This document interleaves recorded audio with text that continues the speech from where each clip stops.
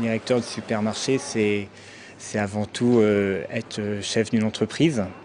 C'est-à-dire qu'on a sous sa responsabilité des collaborateurs à qui il faut garantir un salaire à la fin du mois. Ça passe par assurer la pérennité de l'entreprise avant tout, au travers d'un développement de chiffre d'affaires, d'une recherche de rentabilité via les marges, via la maîtrise des charges ainsi que des frais de personnel. Assurer la relation avec les clients, les entreprises extérieures, les fournisseurs directs. Et enfin, le plus important, d'assurer une bonne ambiance d'entreprise, que les collaborateurs se sentent bien le matin quand ils viennent au travail.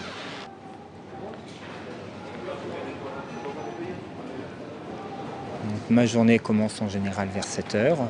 Je commence par faire un tour du magasin afin de vérifier que le magasin soit en ordre pour l'ouverture à 9 heures. Je m'assure également auprès de mes équipes que la marchandise est là, qu'il n'y a pas eu de problème dans la matinée avant l'ouverture. On a combien d'hôtels ? Je fais également le point sur l'activité de la veille. Je vous rappelle concernant l'intervention pour les panneaux de chambre froide, ma machine défectueuse au niveau de la laverie, on a encore rien dans le rayon ce matin.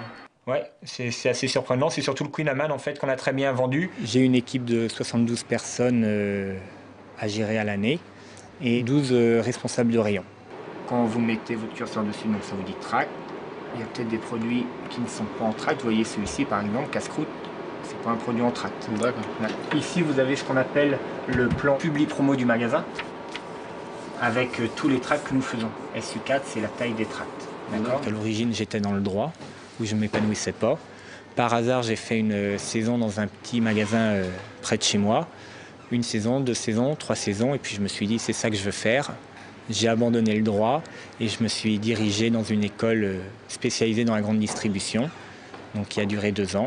Et à l'issue de cette école, j'ai commencé en tant que responsable de point de vente. On mettra demain la promo de petits pots sur gondole. C'est un métier très prenant, passionnant mais prenant. Donc, faut accepter de consacrer beaucoup de temps à son travail. Il faut être rigoureux sur plusieurs paramètres. Ouais, côté gauche, là, quand on rentre. Ouais.